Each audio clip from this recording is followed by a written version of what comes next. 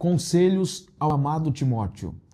Nós temos a ideia nesse momento de trazer esses principais conselhos de Paulo ao jovem pastor Timóteo, um discípulo de Jesus que ele, Paulo, serviu, instruiu.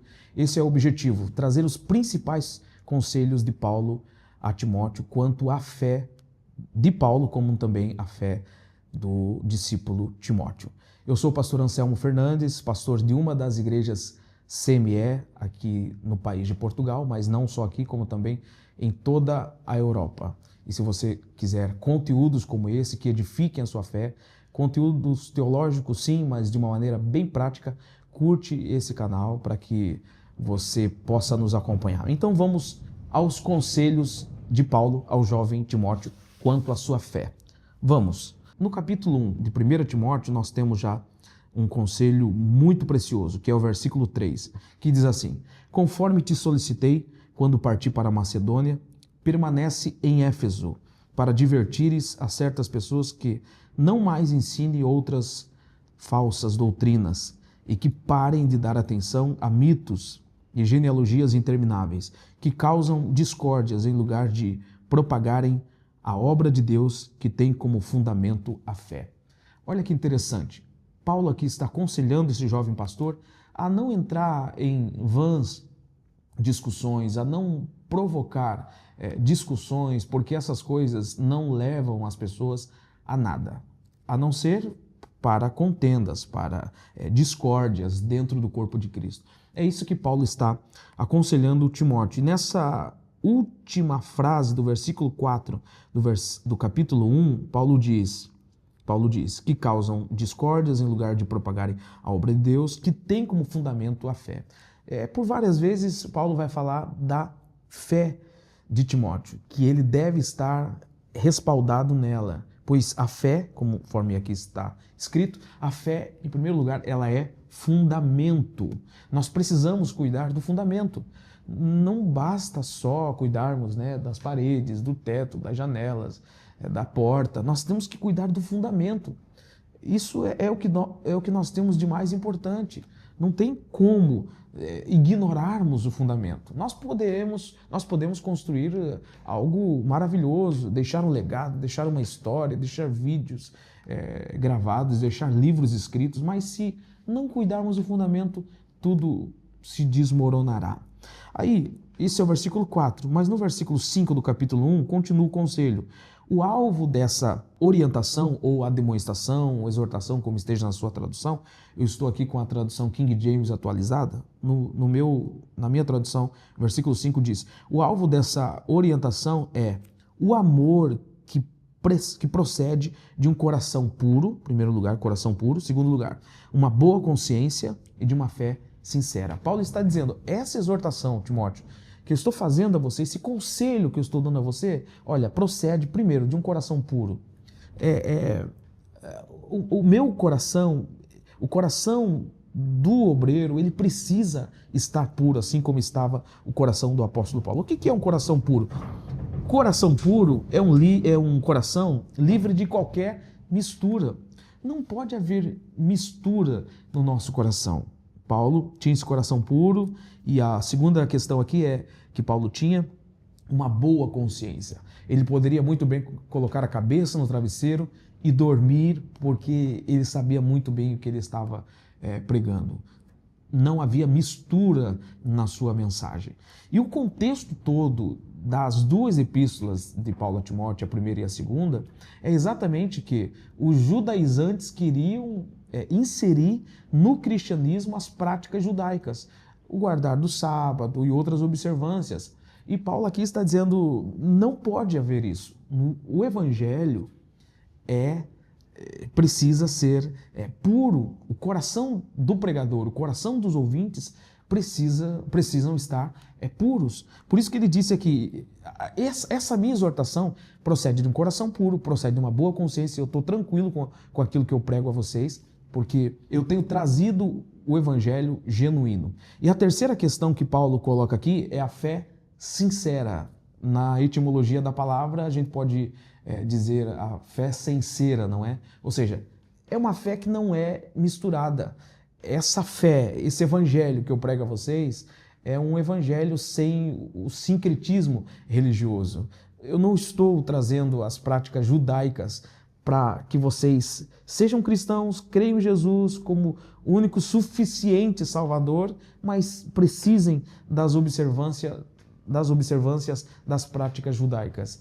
Eu não trago isso para vocês. É uma fé sincera, é uma fé sincera. Não há esse misticismo, não há esse sincretismo religioso. É isso que Paulo está dizendo. Nem mesmo Arca da Aliança, nem mesmo candelabro, nem mesmo altar do incenso pode haver no nosso ambiente de culto. Ah, mas é dos judeus, sim, é dos judeus. É o mesmo Deus que nós servimos, mas pronto, aquilo foi sombra. Para nós, isso já não nos cabe. A não ser que seja para trazer o ensinamento daquele elemento, candelabro, Arca da Aliança, pregou sobre aquilo e pronto.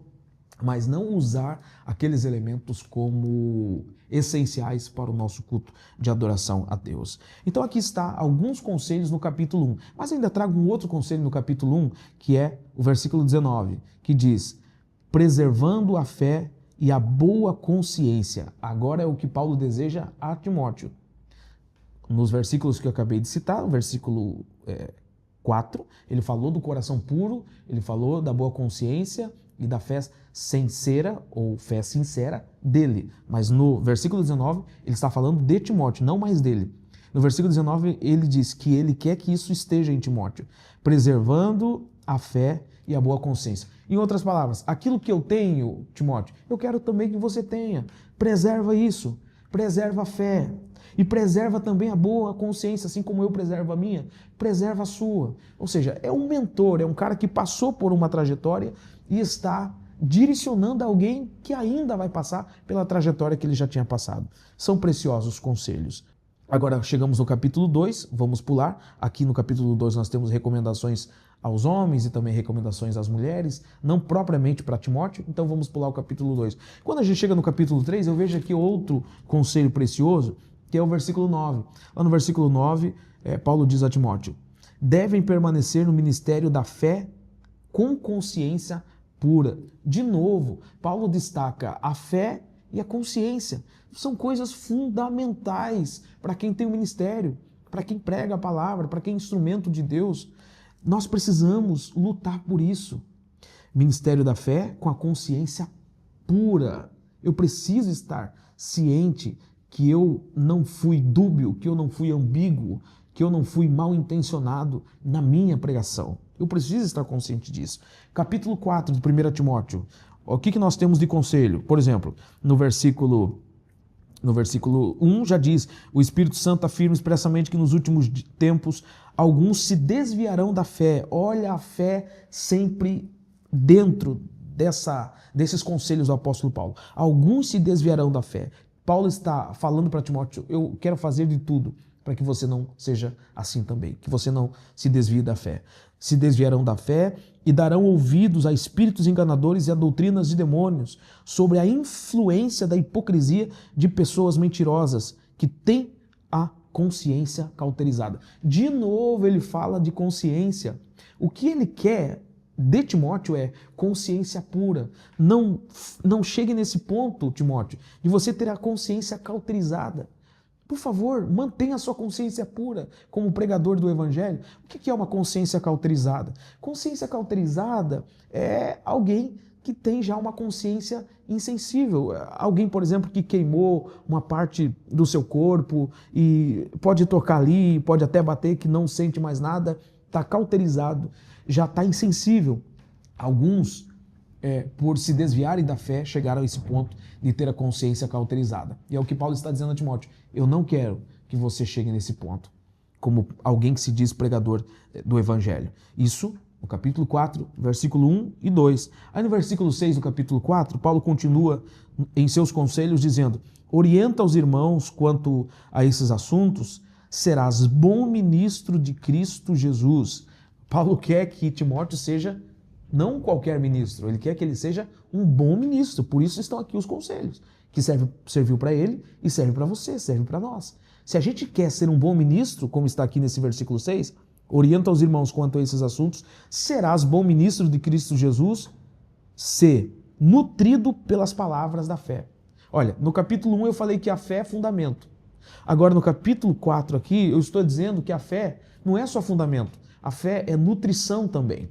Nós precisamos ser nutridos pela fé. E você sabe que isso demanda tempo, não é na hora. Isso precisa, na verdade, de uma vida toda para a gente estar nutrido e continuar nutrido. Nutrido pelas palavras da fé, e continua o versículo 6, a última parte. E de boa teologia, não é de má, de péssima qualidade de teologia, de boa teologia, de boa teologia. Nós precisamos ter uma teologia saudável, nós precisamos ter a ortopraxia. O que é isso? Essa palavra também nos faz lembrar de uma outra palavra muito conhecida de todos nós, da língua portuguesa. Por exemplo, alguém que quebrou o pé, machucou o pé, enfim, fraturou um osso, ele vai ser tratado pelo ortopedista, né? O ortopedista vai alinhar o osso que deslocou, que quebrou, enfim. Orto fala de reto. Nós precisamos ter uma ortopraxia, ou melhor, ortodoxia, que é um ensino reto para poder ter uma prática reta. Ninguém tem uma prática reta se ele não tiver um ensino reto, uma compreensão reta e digna. Nós só teremos uma ortopraxia se tivermos uma ortodoxia, uma teologia saudável. Versículo 7 diz assim: mas rejeita as fábulas profanas e os falatórios dos insensatos. Exercita-te, porém, na piedade. Rejeita essas coisas, Timóteo. No versículo 12 do capítulo 4, Paulo diz assim: ninguém despreze o fato de você ser jovem, mas procura ser exemplo para os fiéis, na palavra, no comportamento, no amor, na fé e na pureza. De novo a fé. Vocês percebem? A fé é mesmo fundamento. Ela está sempre dentro desse contexto que o ministro precisa. Você precisa, Timóteo, nas palavras de Paulo, ser exemplo nisso. Ninguém despreze a tua juventude. E a questão aqui de que ninguém despreze a tua juventude, em outras palavras, é mais ou menos isso aqui. Olha, não dê motivo para que as pessoas digam algo de errado de você. Não dê motivo. Assim as pessoas não desprezarão você. Continua sendo exemplo no comportamento, no amor, na fé e na pureza. Aí, no final do capítulo 4, no versículo 16, tem um outro conselho precioso. Nesse versículo 16 diz: tem cuidado de ti mesmo e do teu ensino. Timóteo, toma cuidado do jeito que você ensina. Toma cuidado do jeito que você fala. Toma cuidado o jeito que você comunica a palavra de Deus. Primeiro tem cuidado de ti mesmo, porque se você não tiver cuidado com o teu coração, com as tuas intenções, é claro que você não vai comunicar de modo adequado. Toma cuidado com o teu ensino, mas primeiramente contigo mesmo. Persevera nesses deveres, pois agindo assim, salvarás tanto a tua própria vida quanto a todos aqueles que te derem ouvido. Ou seja, o ensinador ele não tem que ter preocupação apenas com ele, para salvar apenas ele. O ensinador, ele tem que ter a grande preocupação de salvar as pessoas, de fazer com que as pessoas entendam o que ele está comunicando, o que ele está pregando, o que ele está a falar. Então toma cuidado com o que você ensina, Timóteo. Ensina a palavra. A palavra é o meio que Deus nos deu para que o evangelho fosse anunciado. Ele pode sim ser anunciado de uma maneira secundária, anexa à palavra, pode ser usada a arte, pode ser usado o louvor, pode ser usado ações benéficas às pessoas. Ele pode ser usado, mas principalmente Deus nos deu o meio de anunciar o evangelho é por meio da palavra. A Bíblia diz que a fé vem pelo ouvir. A palavra, a pregação é o principal meio de Deus para anunciarmos. Por quê? Eu estava pensando outro dia, por que a palavra é o principal meio? Por que Deus escolheu a pregação para anunciar o evangelho? Porque por meio de louvor, por exemplo, você pode cantar e você não tem o direito de perguntar, mas quando alguém prega principalmente de maneira individual, você fala, mas você também pode receber uma pergunta e responder consequentemente aquela pergunta. A palavra é o principal meio para a pregação do Evangelho. Capítulo 6 de 1 Timóteo, nós temos no versículo 10 um conselho muito precioso. Diz assim: porquanto o amor ao dinheiro é a raiz de todos os males, e por causa dessa cobiça, alguns se desviaram da fé e se atormentaram em meio a muitos sofrimentos.